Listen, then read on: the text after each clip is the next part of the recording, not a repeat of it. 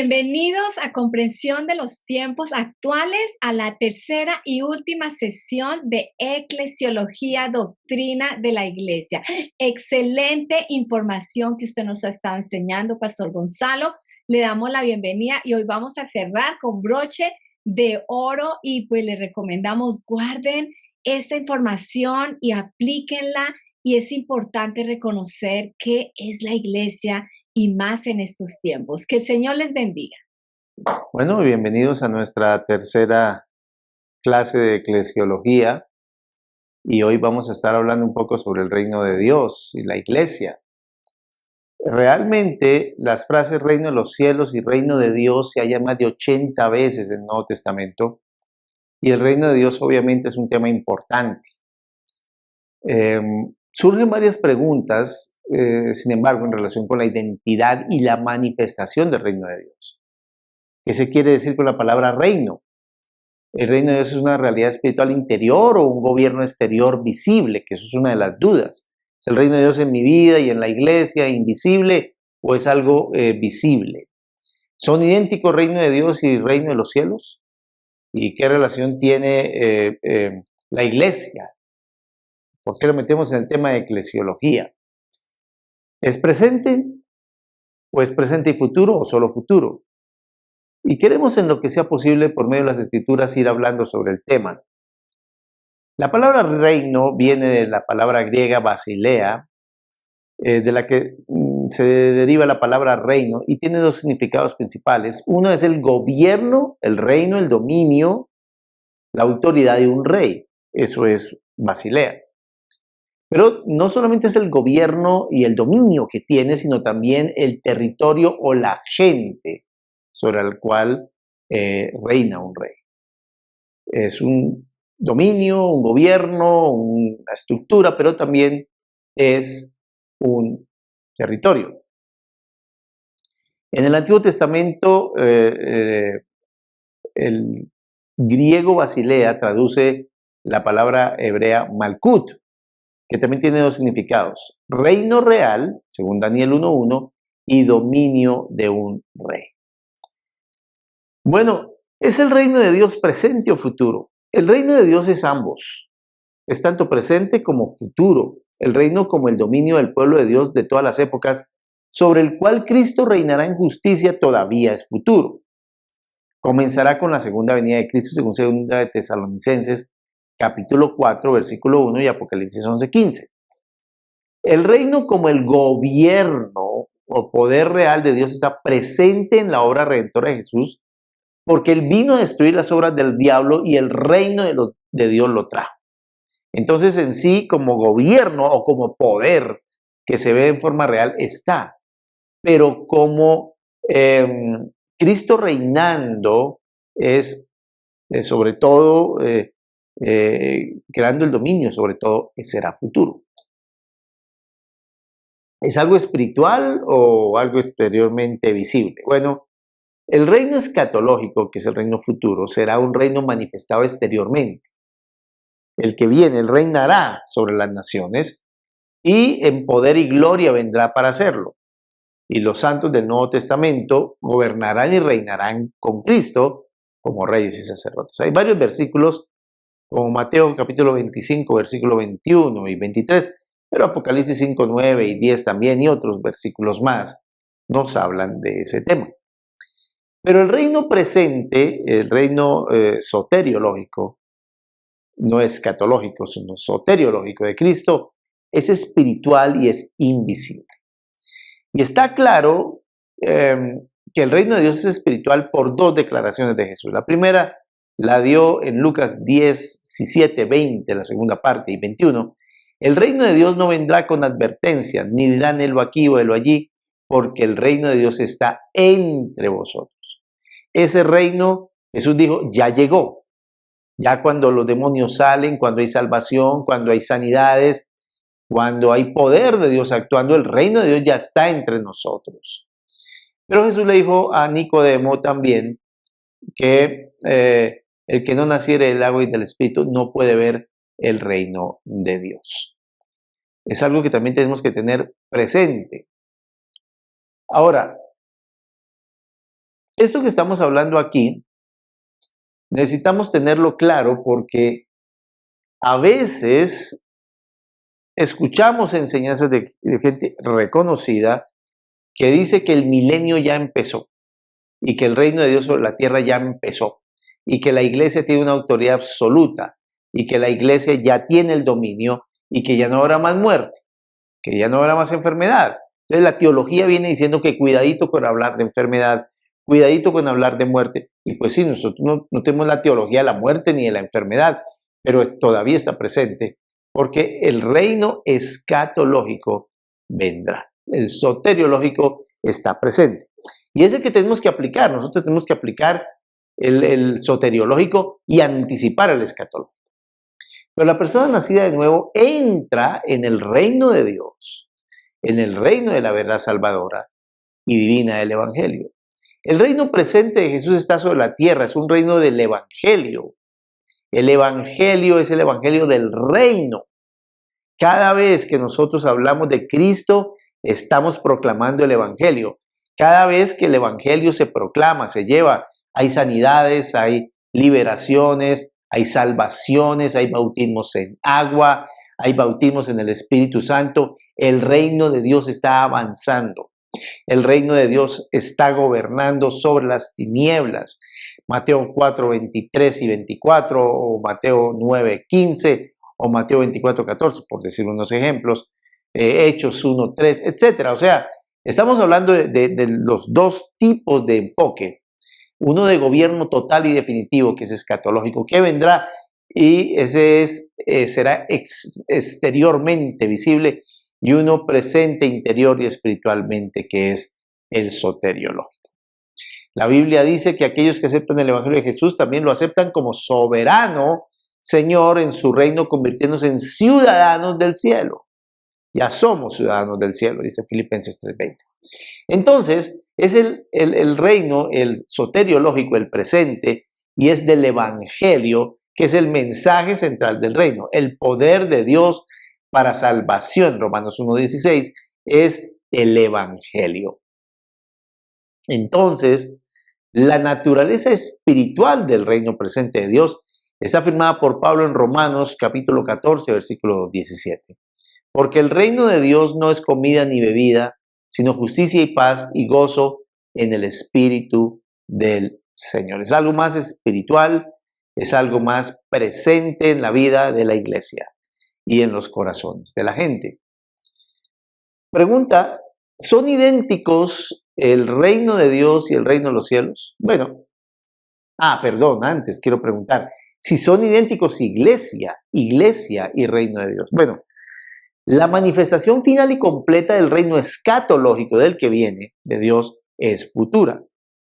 Pero el poder, la autoridad y el mensaje del reino fueron introducidos a la era presente por Jesús y puesto sobre la iglesia. O sea, no son idénticos. El uno es como el establecimiento físico que es la iglesia, de un Dios que está aún por venir, pero el reino como dominio ya ha entrado en la presente era y la iglesia está ejercitando el poder del reino. Entonces, en otras palabras, no tenemos todavía el reino de Dios físicamente establecido para siempre, ese vendrá, pero el dominio del reino, la autoridad del reino, el poder del reino, la iglesia la tiene que ejecutar. El reino final de Dios incluirá no solamente a la iglesia, también incluirá a los santos del Antiguo Testamento. Serán unidos a la iglesia en el reino final, el escatológico, el que viene. El futuro remanente de Israel también reunido y las naciones justas que serán parte del reino del milenio de Jesús. Esas serán, ahí está Mateo 25, 32 y 33, Apocalipsis 24, 7 y 8, como por dar unos ejemplos. Ahora sí, ¿es diferente el reino de los cielos al reino de Dios? Pues mira, hay muchas cosas que se dicen y que dice reino de los cielos por una cosa y reino de Dios por otra, pero una comparación cercana de los dos términos, tanto reino de Dios como reino de los cielos, como son usados en los 4 evangelios, va a mostrarnos a Jesús hablando de esos términos de diferentes formas. En un pasaje de Mateo, por ejemplo, Jesús usa ambos términos en el mismo sentido figurativo, con exactamente el mismo significado. En Mateo 20, 23 y 24 dice: difícilmente entrará un rico en el reino de los cielos. Y en la próxima dice: es más fácil pasar un camello por el ojo de una aguja que entrar un rico en el reino de Dios. O sea, es obvio que los términos reino de los cielos y reino de Dios en estas comparaciones eran intercambiables en su uso. Jesús no se puso a dar un término para una cosa y otro para otra. No, es el reino de Dios, pero Él gobierna en los cielos, es un reino celestial, es un reino divino. Entonces, no necesariamente estamos hablando de dos cosas distintas. Espero que quede claro, espero que la iglesia es la que manifiesta y anuncia. Manifiesta hoy el reino soteriológico y anuncia el reino escatológico. No son idénticos. Es interior el actual, es interior, y el evangelio es la proclamación del reino de Dios, pero será exteriormente visible en el escatológico. Y vamos a hablar de otras metáforas que la iglesia tiene y que me parecen muy importantes. Algunas las pasaremos un poco más rápido, pero son como 24 metáforas, y con esto vamos a terminar nuestro estudio, aplicadas a la iglesia en la escritura. La verdad, Dios increíblemente la metáfora la usó muchísimo para ilustrar qué es la iglesia, qué hace la iglesia y cómo debe ser vista la iglesia. La iglesia es un concepto total y cada metáfora le agrega algo. Es como si tuvieras un pastel de 24 porciones de diversos colores, con diversas figuras, pero todas son un pastel. La iglesia entonces es definida de varias formas. Por ejemplo, la primera es la iglesia como la familia del Señor. Y yo quiero aquí anotar algo, y es que se abusa mucho de este término. Y sí, somos la familia. Buenos días, familia. ¿Cómo están, familia? Dios bendiga, familia. Sí, pero se abusa mucho del término porque hay otras 23 y otras más, como cuerpo, como reino. Hay otras más, metáforas. Si queremos ser justos, debíamos usarlas todas. Familia es una de las que se usa. Y en la familia estamos hablando de un padre, de una sola sangre, la sangre de Cristo, y de hermanos. Y Jesús nos introduce a la relación familiar enseñándonos a orar: Padre nuestro que estás en los cielos, en Mateo 6:9 y Lucas 11:2. Dios es Padre de nuestro Señor Jesucristo y también es nuestro Padre. Entonces, el término familia cabe muy bien. Jesucristo nos llama hermanos, hermano mayor. Aunque en el Antiguo Testamento se habla de Dios como el Padre de la casa entera de Israel, por ejemplo en Isaías 5:7, nunca se refiere a Él como el Padre de un individuo. Aparentemente, llamar a Dios Padre es un privilegio reservado para los creyentes en Jesucristo, el Hijo, que ahora podemos llamarlo Abba, Padre. Entonces, el término familia, muy interesante, muy útil, nos habla de que somos hijos de Dios, tenemos un Padre y estamos reunidos como familia. Pero, repito, se ha abusado mucho de este término. La iglesia también, otra metáfora, es la comunión de creyentes. La palabra griega para comunión es koinonía, como lo vimos en la clase pasada, que significa aquellos que tienen algo en común. Aquellos que tienen algo en común. Por eso nosotros tenemos comunión unos con otros. Tenemos el mismo Dios, está en Efesios 4, un solo Señor, un solo bautismo, una sola fe, un solo Cristo, compartimos la misma sangre, compartimos el Evangelio, compartimos las Escrituras. Ahora nos reunimos en un solo lugar a adorar al Dios que compartimos. Esta palabra llegó a ser aplicada a aquellos que pertenecen a una sociedad, a una koinonía, y fue aplicada a la iglesia como aquellos que tenían una salvación común mediante una fe común en Dios y en su Hijo Cristo. Lo que hemos visto y oído, eso os anunciamos, para que también vosotros tengáis comunión con nosotros, y nuestra comunión verdaderamente es con el Padre y con su Hijo Jesucristo. 1 Juan 1:3. 1 Corintios 1:9 también lo dice. Pero Lucas dice acerca de la iglesia apostólica lo siguiente: todos los que habían creído estaban juntos y tenían en común todas las cosas. En el griego la palabra koinos, Hechos 2:44. El libro de Efesios es la epístola del Nuevo Testamento en la que está más completamente desarrollada la doctrina de la iglesia, y Efesios no usa la palabra koinonía. Es el único libro en el Nuevo Testamento que usa el término unidad. Entonces, cuando hablamos de unidad, no es en torno a un creyente, no es en torno a una meta, no es en torno a una idea, no es en torno a una visión. La palabra unidad está unida mucho a la palabra comunión, que tienen que ver con que tenemos un Dios en común. Tenemos una comunión de los santos. O sea, lo que les dije ahorita, no es verdad cuando nosotros nos empezamos a decir, lo que pasa es que hay que tener unidad, todos tienen que pensar igual, todos tienen que amar a la misma persona. Eso se vuelve una secta. Hay que tener cuidado. Comunión entonces es aquellos que tienen algo en común y aquellos que pertenecen a una sociedad. O sea, tenemos un padre, un hijo, unas estructuras, unas escrituras, un espíritu, y esto es comunión. O sea, la iglesia es comunión. Uno podría saludar a la iglesia buenos días familia, pero también podría decir buenos días la comunión de creyentes que está aquí, que tenemos un solo Dios, un solo Señor, que tenemos un bautismo, que tenemos una fe, que tenemos una esperanza, tenemos una Biblia en la cual creemos, tenemos principios, tenemos verdades, tenemos a Cristo. También otra metáfora que complementa aquí es, siguiendo con la comunión de creyentes, complementando lo que es la comunión. La iglesia, como la coinonía de Dios, enfatiza la idea de una sociedad cuyas principales características son unidad y amor.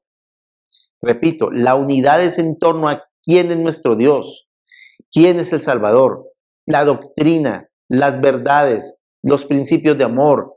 Eso es la unidad. Y la unidad no tiene que ver con uniformes, la unidad no tiene que ver con que lleguemos a tiempo, la unidad no tiene que ver con que creamos una visión. Sí, puede ser. La unidad tiene que ver con dos cosas. Con compartir Efesios capítulo 4 a un solo Dios. Nosotros tenemos diferentes dioses. Eso da unidad, es espiritual. Pero también la unidad tiene que ver con el amor. La práctica del amor traía unidad. Y el amor también tenía que ver con compartir con los necesitados. O sea, tenemos comunión con Dios, tenemos comunión entre nosotros, pero esa comunión expresa amor hacia los necesitados. Filipenses 4:14, 1 Timoteo 6:18 y Hebreos 13:16 habla que esto es un principio que no podemos olvidar, no podemos dejar, no podemos abandonar. Entonces, somos una comunión de creyentes. Efesios capítulo 4 es muy claro en eso. Somos una gente que tiene comunión con Dios a través de el perdón, la gracia, la misericordia y la salvación, pero también tenemos comunión unos con otros a través de la restauración, el amor, a través del perdón y a través de la gracia entre nosotros. Y tenemos comunión para ayudar a compartir con los necesitados. Y la iglesia como coinonía de Dios tiene características, como les dije, de unidad y amor. Y ya les dije que la clave era, de forma práctica, compartir con los necesitados, pero también es traducido a veces como comunicar, con el significado de extender ayuda material a los pobres y abatidos por la mala fortuna. La coinonía de la iglesia es celebrada en la cena del Señor. Entonces en la cena muchos no, que la cena no es mejor no ir, que no me la tomo porque estamos mal. Yo creo que la coinonía es necesaria en la iglesia y se confirma en la cena del Señor. Acepto su sacrificio, acepto el pacto en su sangre, pero también tengo comunión con mis hermanos y somos invitados a su mesa. Y salimos de ahí a compartir esto, a informar, a comunicar el amor de Dios al mundo. Por eso nos conocerán. Hasta ahí estamos bien. Pero también podíamos saludar a la iglesia un domingo. Buenos días, equipo de atletas. Atletas del Señor, ¿cómo están? Depende de la necesidad y no martirizamos una sola metáfora.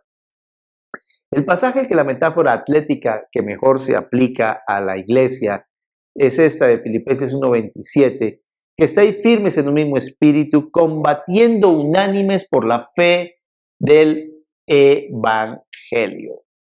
Esta palabra griega traducida combatiendo unánimes es sunatleo, de atleo, que viene la palabra nuestra atletismo. Repito, estáis firmes en un mismo espíritu, combatiendo unánimes. Sunatleo. O sea, estamos compitiendo como atletas. Esta es la palabra atleo. La palabra sun significa con o juntos. Juntos estamos como un equipo combatiendo como atletas. O sea, estamos jugando como un equipo. Nos ayudamos el uno al otro. No es que ahora tú hagas todo para mi visión, todo para lo que yo necesite, todo para pisarte y yo avanzar.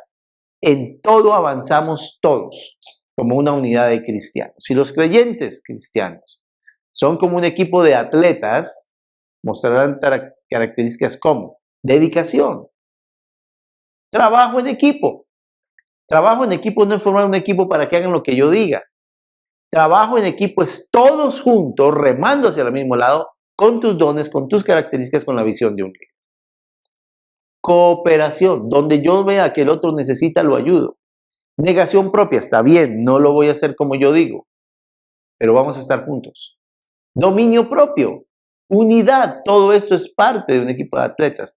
Mira, hay disciplina, mira, hay cambio, mira, hay insistencia, hay resiliencia, hay perseverancia, seguimos una meta más, entrenamos mientras los otros están durmiendo, hacemos el trabajo, estamos preparándonos. Hermanos, no hay nada peor que recibir los golpes, que por gracia de Dios no nos matan, ¿no? Pero debíamos estar mucho más preparados, más avanzando, ir un poco más allá. Tenemos la Biblia para ir viendo qué va a ser el mundo. Entonces podemos estar muy claros y estar diciendo, seguimos hacia allá, anticipando lo que viene y preparándonos en amor para estar en el momento de la necesidad. Muchos están quedándose, ay, esta pandemia. Mira, pandemia o no pandemia, hay una necesidad profunda de la gente, de Cristo. Necesita el mensaje del Evangelio. Preparémonos, anticipémonos. Yo quiero dictar unas clases, obviamente lo voy a hacer. A la necesidad profunda mental de la gente en este momento. Y esto va a empeorar, ¿por qué no lo hago ya? ¿Por qué espero a que esto ya ocurra donde no haya una reversa? Tú puedes hacer algo, emprendimiento, yo no sé, cosas donde la gente entienda, oiga, hay necesidades y nosotros las podemos suplir. Porque como atletas estamos dedicados, tenemos negación propia, dominio propio, cooperación, trabajo en equipo, etc. Usted también puede saludar a la iglesia como iglesia, ¿cómo está el ejército del Señor en este día? La Biblia a menudo se refiere a la batalla contra los poderes de la oscuridad a la que está comprometida la iglesia.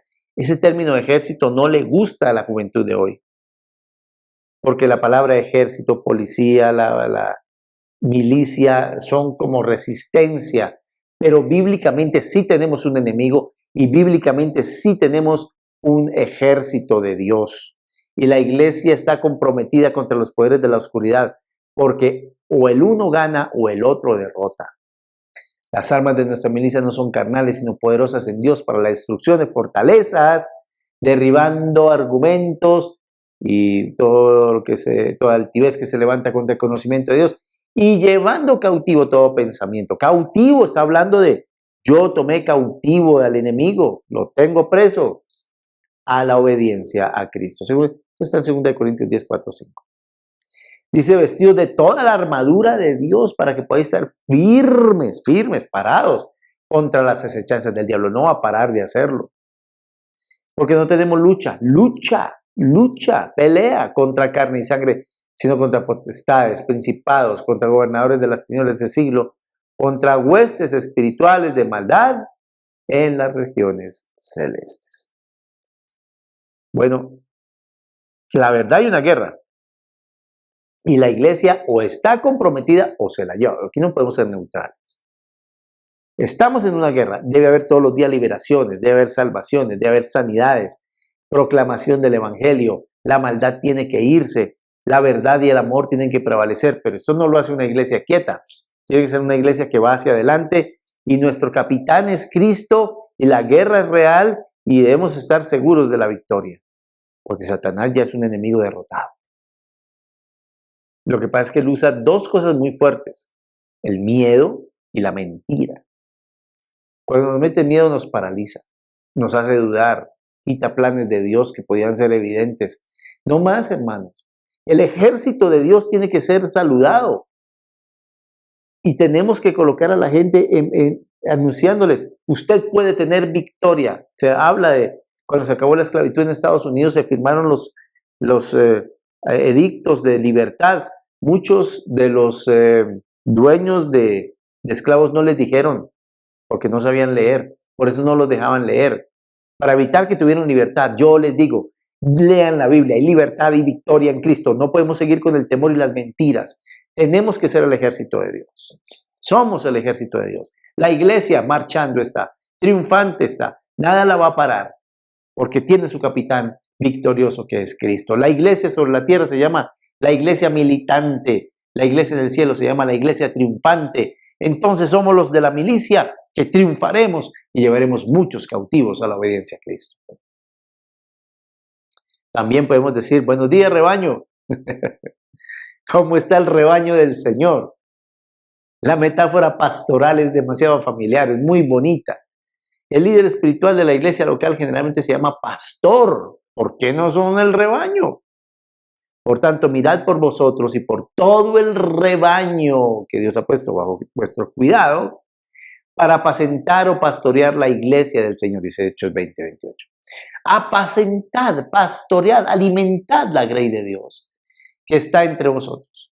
Dice más adelante, siendo ejemplos de la grey, y cuando aparezca el príncipe de los pastores, vosotros recibiréis la corona incorruptible de gloria. Primera de Pedro 5:2-4. ¿Me amas? Dijo el Señor a Pedro, apacienta mis corderos, pastorea mis ovejas. Juan 21:15-17. Y en el Antiguo Testamento y en Apocalipsis y en Marcos y en Hebreos y en Jeremías hay más ilustraciones sobre el tema. Lo que quiero decir aquí es que la iglesia es un rebaño, que el líder, el pastor tiene que cuidar y tiene que llevar siempre apacentándola, alimentándola, cuidándola, pastoreándola. La iglesia también es la escuela del Señor. Usted puede decir, buenos días, escuela. ¿Cómo está la escuela del Señor? Porque más de 50 veces se le llama o se hace referencia a Jesús como maestro, del griego didaskalos, el verbo didasco que significa enseñar. También se utilizaba la palabra rabí. Los evangelios se refieren a Jesús más como maestro que como predicador. Él era un maestro y Jesús usó dos palabras diferentes para enseñar en su comisión. La primera es mateteu, que ya lo vimos en capítulo 28, versículo 19 de Mateo, mateteu, que significa hacer discípulos. O sea, la iglesia es una escuela de discipulado. Y la segunda que usó fue didasco en el versículo 20, que es la palabra común para enseñar. Enséñeles, hagan discípulos que aprendan. Entonces el término enfático en la comisión es hacer discípulos que vayan y enseñen, y vaya y enseñe para ser discípulos. El método de discipulado de Jesús está claramente revelado en el pasaje en el Evangelio de Marcos, donde dice, después subió al monte y llamó así a los que él quiso, y vinieron a él y estableció a 12 para que estuviesen con él y para enviarlos a predicar, y que tuviesen autoridad para sanar enfermedades y para echar fuera demonios. Está en Marcos 3, 13-15. Entonces la palabra discípulo fue el primer nombre dado a los cristianos primitivos. Y aquí yo creo que nos toca tener muy en cuenta que mateteu y didasco son una escuela. Aquí aprendemos. Qué triste cuando los 5 ministerios creen que lo saben todo. O cuando las ovejas creen que ya no pueden ser enseñadas. Todos estamos en la escuela del Señor y usted puede decir, bienvenidos, escuela del Señor, Dios los bendiga. Todos los mateteu o todos los hacer discípulos y todos los didaxos, o sea, los que se dejan enseñar. La iglesia tiene que tener una actitud de hacer discípulos, pero la iglesia tiene que tener una actitud de enseñar y dejarse enseñar. También usted puede decir, buenos días, siervos de Dios. Buenos días, administradores de Dios. Las palabras principales de la vida de la iglesia son palabras de servidumbre, nunca de señorío. Es triste ver que hemos colocado palabras de señorío. El pastor, llegó el apóstol, el profeta está entre nosotros. Mira, gloria a Dios por los roles, pero la altivez Dios la va a abatir. Y quiero decirlo todo mi corazón, la altivez Dios la va a abatir. Y hay varias maneras de humillarse. Uno, tú mismo humíllate ante Dios y dile, Señor, perdóname. Aquí estoy. Es un título para servir. Aquí estoy para servirte. Y para servir al pueblo de Dios y para servir al mundo. Humíllate. Si tú no te humillas, van otros a humillarte y van otros a hacerte cositas para que te humilles y entiendas que tienes que humillarte. Y hay otra donde Dios te tiene que humillar. Y yo no quiero esa partecita donde Dios me tenga que humillar, porque es cuando ya no pude y no quise hacerlo por mi propia forma. Entonces, la palabra, por ejemplo, nos llama a ser siervos, y la palabra ministrar o ministerio es del griego diáconos o diaconía, que significa siervo y servicio. El ministro es un servidor. Es uno que sirve mesas en Juan 12, 26. Siervo es la palabra doulos, que significa esclavo literalmente. Y Pablo se presentaba así, doulos del Señor Jesucristo. Yo creo que debíamos más ser personas que nos saludemos sabiendo que el otro vea en mi humildad. No la altivez. Obvio he estudiado, obvio soy líder, obvio me han puesto al frente, obvio tengo que dar visión, obvio tienen que responder, obvio tengo que dirigirlos, pero soy un siervo de Dios y de la gente. No un servil que hace lo que los demás digan, un siervo que los ayuda a salir adelante. Hay otra palabra, eso en Mateo 24:45 y en Gálatas 5:13, Mateo 25:14 habla del tema. La palabra mayordomo es otra que se usa y es la palabra oikónomos, que era el siervo que administraba la casa. En Lucas 12:42, 1 Corintios 4:1, etcétera. Pedro también lo usa y Pablo, hablándole a Tito, también lo usa. Hay otras dos palabras traducidas ministrar que son hiperetes, que originalmente significa siervo que remaba una nave. Y el otro es liturgios, de donde es el siervo público que servía a la comunidad gratuitamente. Servir. Todos los oficiales, todos los ministros, todos los trabajadores y líderes cristianos son siervos. Marcos 10:42 al 45. El Hijo del Hombre vino a servir. Eso vino. Mateo 20, 27 y 28. 1 Pedro 5:3. Sean servidores de la grey, servidores del Señor. Usted también puede hablar de otra metáfora de la iglesia como edificio, pero no como el edificio físico, sino como el edificio que se está construyendo. Y la metáfora de la iglesia como un edificio en 1 Corintios 3, 9, 15 y Efesios 2, 20, 22, y hay otros más, habla que, por ejemplo, en el Salmo 18, 22, Cristo es el fundamento y la principal piedra angular. De ahí viene, viene del Salmo 118, 22, que dice, la piedra que los edificadores desecharon ha venido a ser la cabeza del ángulo. Pedro cita esto en el Nuevo Testamento, en 1 Pedro capítulo 2, versículo 7, y 5 veces se encuentra esta cita de la piedra que los edificadores desecharon ha venido a ser la cabeza del ángulo. Es como la piedra fundamental de donde depende todo esto, es Cristo. Los creyentes son los materiales de construcción, son las piedras vivas. Pedro sí que usa esto. Pedro sí que enfatiza. Creo que también tiene que ver con que él dijo un momentico, yo no soy la piedra angular. Somos piedras vivas y la roca es Cristo. Eso fue lo que dijo Pedro. Se dice que los ministros son los constructores. Cristo es el maestro constructor y arquitecto. No hay piedras aisladas, todas son puestas en el edificio. Los creyentes deben prestar atención al tipo de material que son. y cómo construye. Por ejemplo, 1 Corintios 3, 9 al 15, ojo cómo construye, pero somos piedras. Usted puede decirle, buenos días, piedra viva. Buenos días, constructores del edificio de Dios. Buenos días, personas que se encuentran firmes y no aisladas. Esto es clave. También somos un misterio. Y aquí hay mucho que explicar, pero la iglesia es como un misterio. Uno de los conceptos más fuertes que Pablo usó acerca de la iglesia fue el misterio. Y aquí me parece importante aclarar por qué es un misterio esto.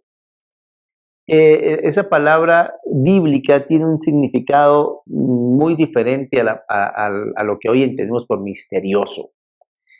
Lo misterioso es algo oculto por allá, que es oscuro, como que no se sabe de qué se trata.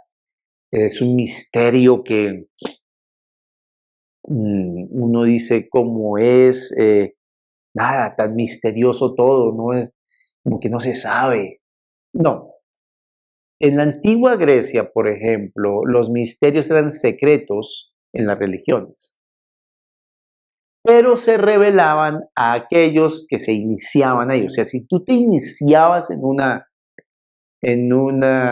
religión griega, te explicaban los misterios.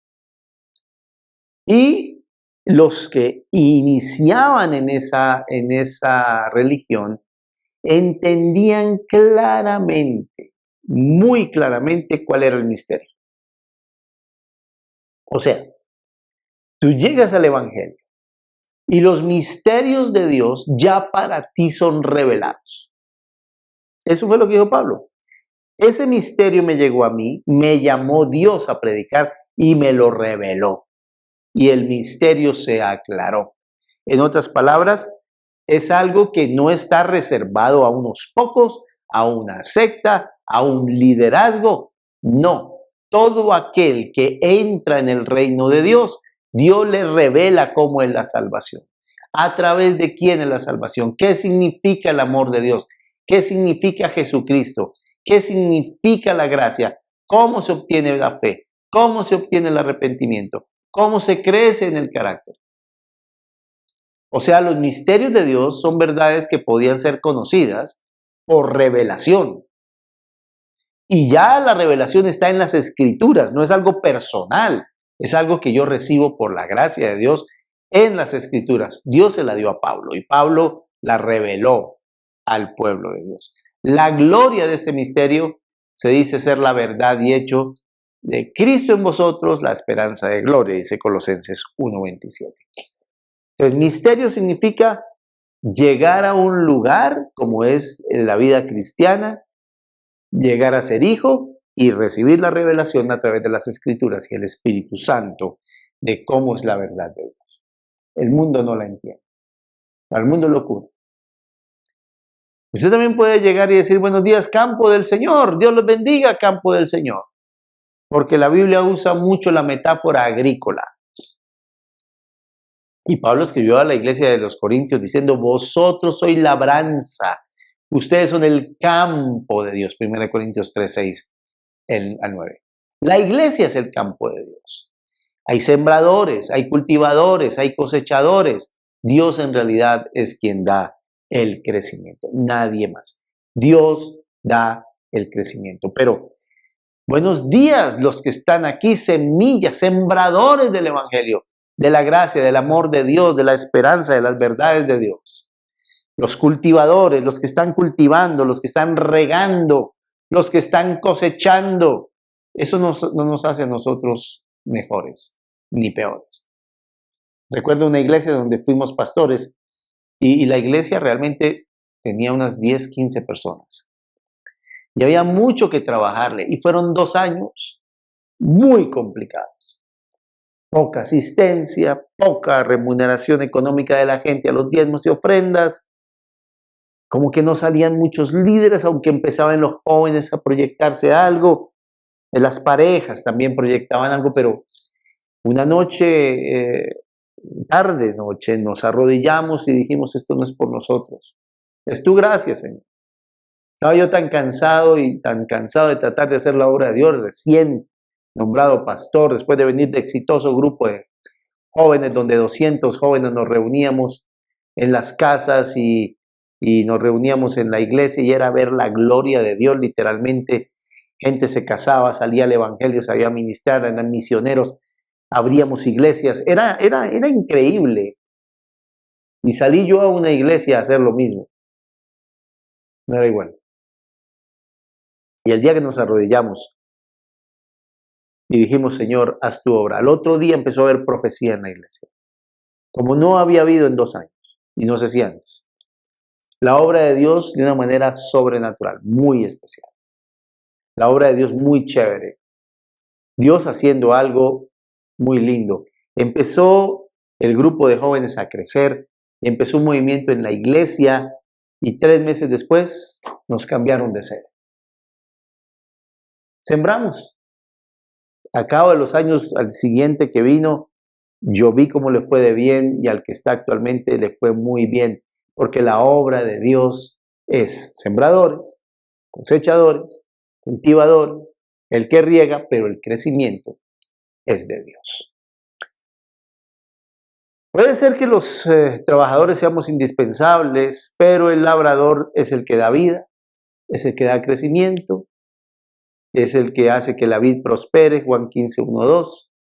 Y el trabajo diligente sí trae recompensa. El labrador, para participar de los frutos, debe trabajar primero, dice 2 de Timoteo 2, 6.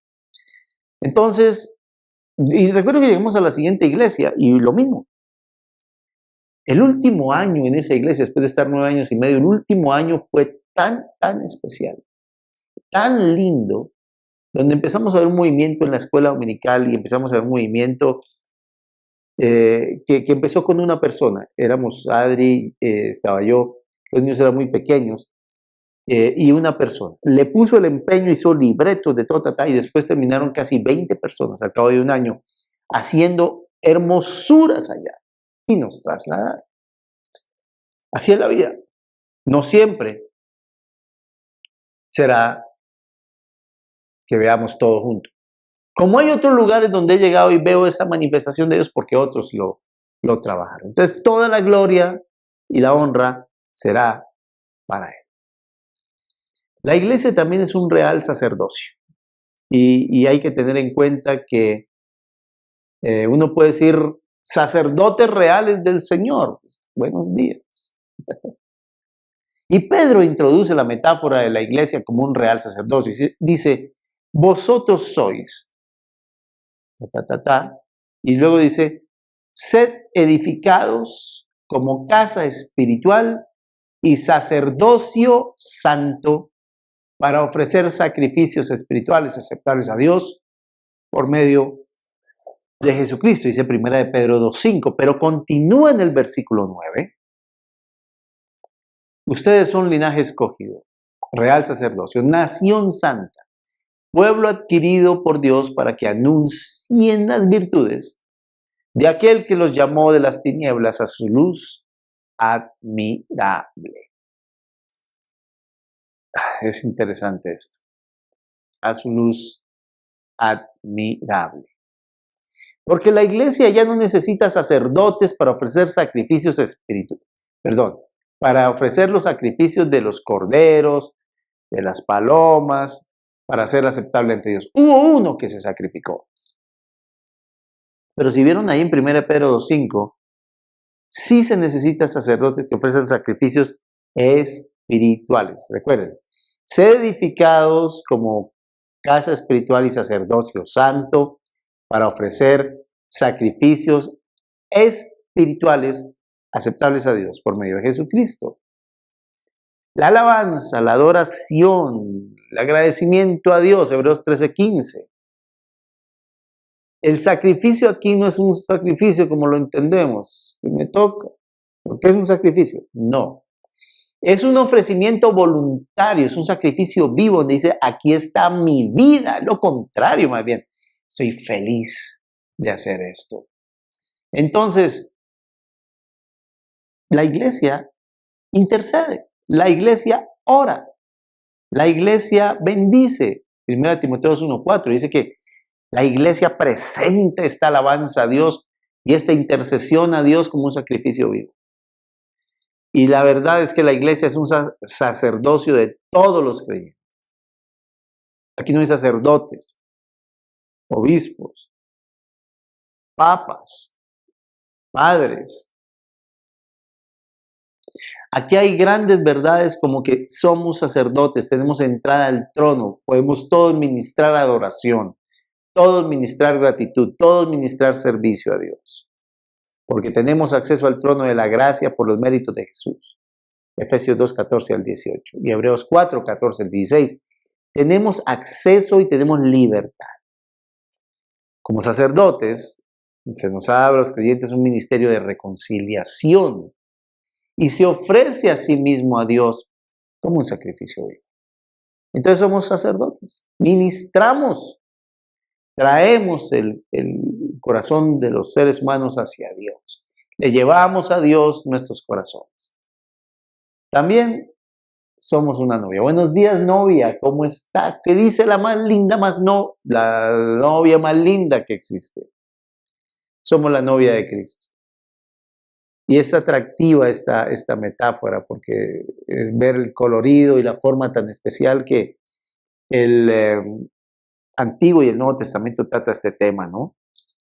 Juan 3:29, Juan el Bautista se refirió como el tema de la novia. La novia no está triste, simplemente soy el padrino y estoy feliz de ver que llegó el novio por la novia. 1 Corintios 11:2, Efesios 5:21 al 32 y Apocalipsis 19:7 al 9 hablan de ese tema. Hay una fuerte relación entre esta metáfora y aquella de la iglesia como el cuerpo de Cristo. Y esta figura representa el gran amor que Cristo tiene por su iglesia como su novia, como su propia novia, su única novia, y que la iglesia experimenta mientras espera la venida del novio. Entonces, ¿qué dice la novia más hermosa? Preparándose. ¿Cómo hace una novia? ¿Cuáles son los preparativos? Piensa en los preparativos que una novia tiene cuando se va a casar. Interesante. La iglesia también es la embajadora del Señor. Buenos días, embajadores de Dios. Pablo se llama a sí mismo embajador del Señor. Soy embajador en cadenas, decía en Efesios 6:20. Incluye también a los creyentes consigo mismo en el oficio de embajador. Así que somos embajadores en nombre de Cristo, dice 2 Corintios 5:20. Embajadores. Un embajador es el que está en nombre de otro en un lugar donde no es físicamente parte del territorio. Por ejemplo, el embajador de Colombia en Chile o el embajador de los Estados Unidos en Costa Rica o el embajador de Bolivia en Perú o el embajador de Venezuela en España. Como sea, está en nombre de otro, pero el lugar donde está esa casa es territorio del otro país. Entonces, soy un embajador. Estoy en el nombre de Jesús. Represento los intereses de otro y me presento. Mi nombre es Gonzalo Infante y soy embajador de Cristo en este momento aquí. Y este lugar le pertenece al Señor, donde estoy. Y donde vaya el reino invisible de Dios empieza a ocurrir. Muchas veces. La iglesia también es la columna y baluarte de la verdad. Y aquí es muy importante tener esta verdad clara, porque la iglesia sostiene la verdad del evangelio. Cuando la iglesia flaquea en la verdad del evangelio, empieza el mal a apoderarse de todo. Yo eso lo creo. La iglesia lo levanta en alto para que si tardo sepas cómo debes conducirte en la casa de Dios, que es la iglesia del Dios viviente, columna y baluarte de la verdad. 1 Timoteo 3:15. La iglesia debe proteger la sana doctrina. Mire, yo he oído predicaciones, todo es doctrina, todo es doctrina. Debemos dejar a un lado la doctrina y ser más prácticos. Debemos ser más prácticos al enseñar la doctrina. Pero la palabra doctrina significa la enseñanza. ¿Qué enseño? La iglesia tiene que proteger la doctrina. Y esto que estamos haciendo de la eclesiología es colocar la doctrina de la iglesia, una de las 9 doctrinas básicas que hay. Tenemos la doctrina de las Escrituras, la doctrina de Dios, la doctrina del pecado, tenemos la doctrina del hombre, tenemos la doctrina de la salvación, la doctrina del Espíritu Santo, la doctrina de la iglesia, la doctrina de los ángeles. De pronto se me escapa alguna. La cristología, la neumatología, que es la del Espíritu Santo. Ya dije la angeleología, que es la de los ángeles. La sanidad divina. Son doctrinas claves. Son doctrinas que no podemos abandonar, ni decir que hay que ser prácticos. Entonces, otros dicen, no, es que hay que ser más bien amigos, entonces no hablemos del tema. La doctrina tiene que ser clara. Por eso esto que estamos hablando de eclesiología, yo creo que nos vuelve a un orden de lo que es, hace y promueve la iglesia. Entonces, la iglesia debe proteger la sana doctrina y levantarla en alto por medio de la proclamación del evangelio y una conducta ejemplar. Porque la doctrina no solamente es lo que se enseña, sino lo que se ejemplifica. Jesús dijo, sí, hagan lo que hacen los fariseos. Perdón. Sigan las enseñanzas que ellos dicen. Porque ellos enseñan la escritura, pero no hagan lo que ellos hacen. Y aquí creo que es una necesidad impresionante de ser coherentes entre la enseñanza y el ejemplificar lo que se enseña. Bueno, también podríamos ser buenos días, santuario del Señor. Muchos pasajes de la Escritura apoyan la metáfora de la iglesia como un santuario o un templo. El Señor no mora en edificios con manos, sino en su pueblo como una iglesia. Hechos 17:24, 1 Corintios 3:16, 1 Reyes 8:27, Isaías 66, en los versículos 1 y 2. La iglesia es el santuario del Señor. Él mora donde su pueblo está congregado en su nombre. Mateo 18:20. ¿Qué es lo que hace? El pueblo de Dios está congregado en su nombre. Esto que estamos haciendo, si tú estás en el nombre de Jesús con otro grupo de personas, esto es un santuario. Porque estamos 2 o más en el nombre del Señor congregados. La iglesia es el templo del Espíritu Santo, el santuario donde mora el Señor. Mira qué dice 1 Pedro 2:5, por ejemplo. Pedro le dice a los creyentes, como piedras vivas sed edificados como casa espiritual. Y en esta figura las piedras son parte de un edificio, pero son piedras vivas y parte de un hogar o familia. Es un santuario y una morada para el Señor. Entonces somos un santuario, porque habita el Espíritu Santo donde hay 2 o 3 más en su nombre. La iglesia es una peregrina. Un amigo que era de los Estados Unidos decía que él era extranjero y peregrino. Pero en este caso estamos hablando de la iglesia como peregrina. Esta metáfora define la relación entre la iglesia y el mundo presente. Sí. Los creyentes no están realmente en casa. No estamos en casa. Estamos en este mundo y debemos disfrutar de las cosas que Dios nos da. Ganar, progresar, ayudar a los demás a hacerlo. Pero este mundo no es nuestra casa. No debíamos conformarnos a este siglo. No es lo definitivo. Ni siquiera es lo que Dios estaba buscando que nosotros tuviéramos. Somos peregrinos y extranjeros, Hebreos 11:13. Y así debemos vernos. Nosotros le estamos diciendo adiós a cosas que ya pasamos.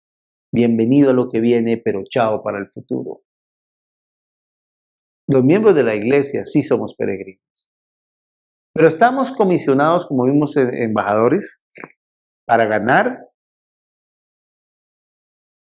por medio del testimonio, por medio del testimonio para ganar a gente del mundo y que sean ciudadanos del reino de Cristo. 1 Pedro 2:11 y 12, Colosenses 1:12 al 14 y Hechos 1:8. La meta de los creyentes es la ciudad de Dios, es la venidera, Hebreos 13:14.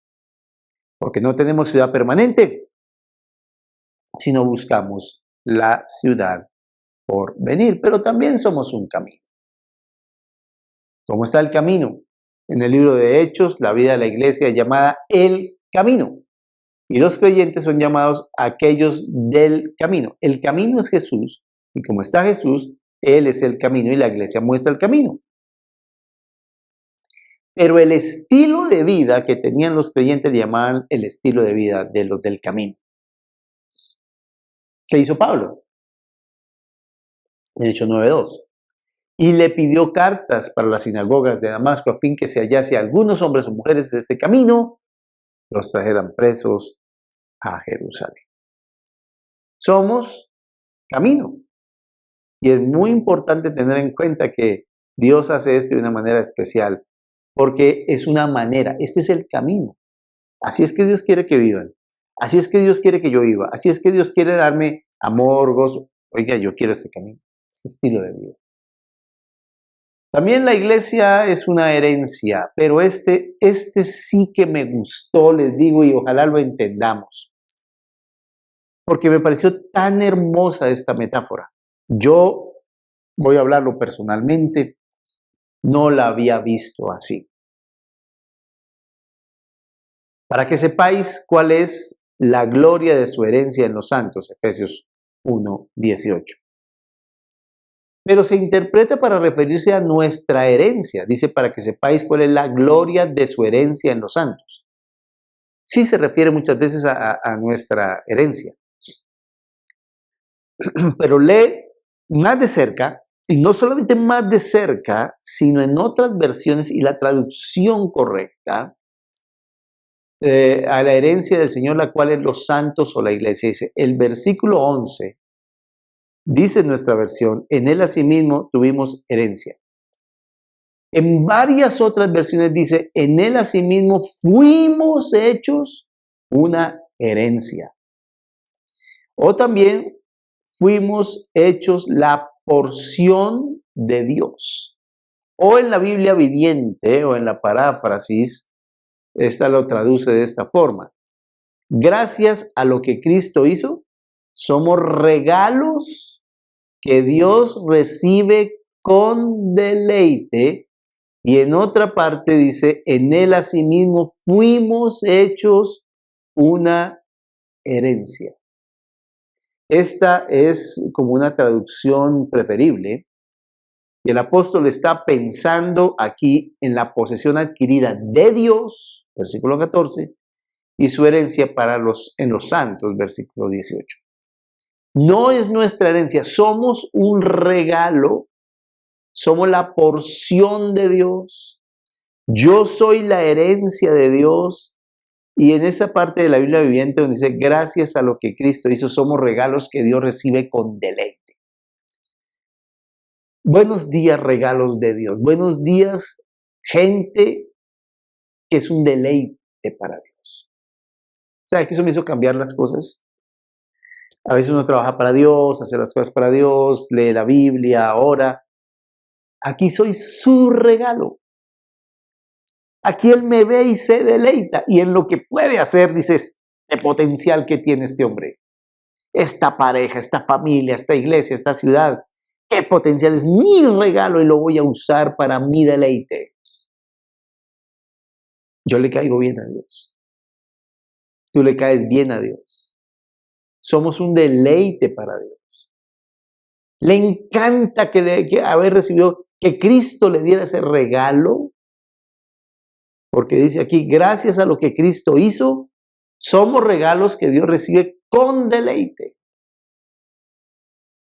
Es un regalo del Hijo al Padre. Toma Gonzalo, toma Inés, toma Carlos, toma Miguel, tómalos. Ellos son un deleite para ti. Yo no puedo captar eso, pero cuando me regalan algo que yo quería, por ejemplo, si fuera un aparato electrónico, una ropa especial o una comida, yo la disfruto y me la regalaron y estoy agradecido. Qué gratitud tiene Dios a Cristo al darnos a nosotros como regalo. Qué deleite. Es hermoso eso. Somos la posesión adquirida de Dios y somos su herencia en los santos. También la iglesia es la obra maestra del Señor. Buenos días, obra maestra.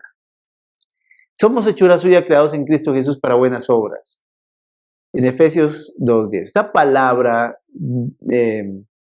para buenas obras, hechura suya, hechura principalmente, es la palabra poema, que significa porción de hechura, una creación.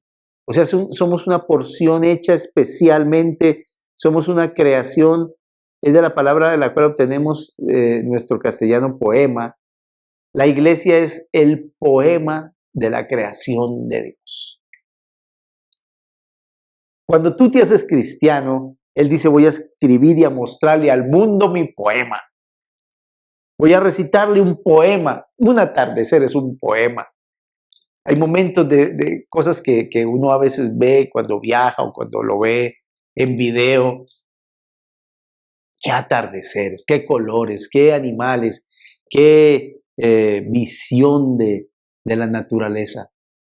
Esas son cosas hermosas, pero aquí dice que es la palabra poema, es la obra maestra de la creación, es el pastel de la cereza, es la cereza del pastel. Es la obra maestra, es lo más hermoso que Dios puede escribir. ¡Wow! Me humillo más bien. La iglesia es la obra maestra de Dios. Es un mosaico de todo su pueblo en una obra colectiva diseñada. Y se habla mal de la iglesia. Para Dios es un deleite, es algo hermoso y especial. La iglesia también es la luz del mundo y dice en el Sermón del Monte, vosotros sois la luz del mundo, una ciudad sentada sobre un monte no se puede esconder. En Mateo 5, 14 al 16. Y la figura de la iglesia es que somos luz. Los creyentes que son los hijos de luz dan testimonio de Cristo, quien es la verdadera luz del mundo. Juan 8:12 dice que Él es la verdadera luz del mundo. Entonces es como la luz del creyente, es una luz reflejada, como la luz de la luna refleja la del sol. El creyente refleja la luz de Cristo, dice Efesios 5:14, dice, te alumbrará Cristo. En Apocalipsis también se hablan de los candeleros a las iglesias locales, según Apocalipsis 1:20. No importa de cuánta bendición sea ministrar unos a otros. Los creyentes deben olvidar que su misión primaria es aquella de iluminar la oscuridad del mundo, según Mateo 5:16. La iglesia es la sal de la tierra. La sal preserva. La iglesia preserva y refuerza las cualidades de bondad, honor, justicia y misericordia de una sociedad que tiende a ser corrupta. ¿Dónde está la iglesia cuando se habla que nuestros países son muy corruptos? Deberíamos tener más gente metida en nuestro legislativo, en nuestro judicial, en nuestro ejecutivo. Y la sal inhibe la corrupción. Para mí, si hay iglesia en todos estos lugares, no debe haber corrupción, porque la iglesia restringe las influencias corruptas. La sal da sazón y sabor. La iglesia da un sazón y un sabor distinguido a sus alrededores. La iglesia no debe solamente salar la tierra, sino también debe mantener su salinidad para restringir la ambición egoísta, las discusiones, las pugnas, etc.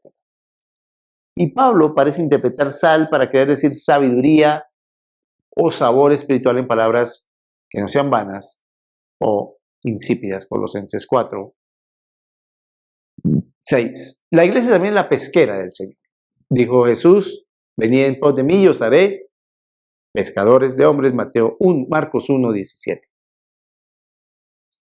Y la iglesia está comisionada a pescar hombres para el reino de Cristo, pero en un buen sentido, porque en Lucas 5:10 las palabras serás pescador de hombres significa literalmente tomarás a hombres vivos. A veces he notado que por el legalismo se mata a la gente y después se recoge. Hombres vivos para Dios. Si la iglesia no pesca a hombres para Cristo, Satanás los tomará cautivos, según Timoteo 2:25-26. Hombre no evangelizado, hombre que queda cautivo. La iglesia meramente nominal, como en la parábola de la red, tiende a pescar a algunos que no son creyentes verdaderos. Y metemos gente en la iglesia que no es adorador, que no es creyente, y lo metemos a servir, lo tenemos como pastor y como hombre de Dios. Hace poco se hablaba de una pareja donde las colocaban como referencia, él como el gran convertido de la nueva era, ella como la niña de Jesús y como el referente, como los cristianos. Él no es un referente, él no es un cristiano. Y a veces están llamando algunos que no son creyentes verdaderos como pescados y como gente que está ahí para ministrar, y eso no está bien. Ya a poco, ya para terminar, la iglesia es un crisol, o sea, la vida de la iglesia es como una vida de fe. La fe, para ser genuina, debe ser probada, y Dios deja que nuestra fe sea probada a fin que Él pueda aprobarla. En 1 Pedro 1, 6 al 7, la frase sometida a prueba vuestra fe. Literalmente es la aprobación por prueba de vuestra fe. La palabra griega para prueba es la palabra dokime, el acto de un ensayador de probar y aprobar un material precioso. Entonces, hermanos, a veces uno cree que llega el Señor y ya todo, mejor dicho, en el nombre de Jesús se facilita, por el poder de la gloria de Dios, por el poder de la sangre de Cristo, y vamos a lugares que son ungidos, todo eso, increíble. Pero a veces la fe es probada. No hay respuesta, no se ve, podemos tomar otras decisiones. ¿Qué vas a hacer? Un crisol. La prueba es, recuerden, dokime, dokimazo, dokimos, dokimion. Se usa 39 veces en el Nuevo Testamento y son palabras del trabajo de un ensayador con su crisol. En la vida de la iglesia, los creyentes están en el crisol de Dios siendo probados y aprobados. ¡Wow! Estamos hablando también de la rama del olivo silvestre, para finalizar. Y la iglesia, como la rama del olivo silvestre, ha sido injertada en el árbol del propósito redentor de Dios. Fuimos injertados, no somos los originales. No reemplaza realmente a Israel, sino queda injertada en ellos. Israel falló y nosotros estamos ahí para suplir eso. Esto no es un desplazamiento permanente. Cuando la iglesia haya sido completada, Dios todavía cumplirá sus promesas con el remanente de Israel nacional. Romanos 11, 16 al 24 y Jeremías 11, 16, 17. Qué bello esto. Entonces vamos a orar y vamos a pedir al Señor su ayuda. Terminamos el reino de Dios y las metáforas. Y hemos terminado las 3 clases de eclesiología. Doy gracias a Dios por esto y pido que su gracia nos bendiga y nos ayude. Vamos a orar. Padre, gracias porque la iglesia es tu novia y tú la vas a cuidar y va a ser tu obra perfecta. Te pedimos en el nombre de Jesús que la iglesia pueda ver el fruto y pueda ver la gente, Señor, gozándose en ti. Mil gracias por tus verdades, mil gracias por lo que haces y eres. En el nombre de Jesús de Nazaret. Amén. Bueno, muchísimas gracias, Pastor Gonzalo. Excelente información, doctrina de la iglesia, eclesiología, algo clave para todo creyente y más cuando vemos que aquel día se acerca. Muchas gracias a todos, muchas gracias, Pastor Gonzalo. Que Dios les bendiga.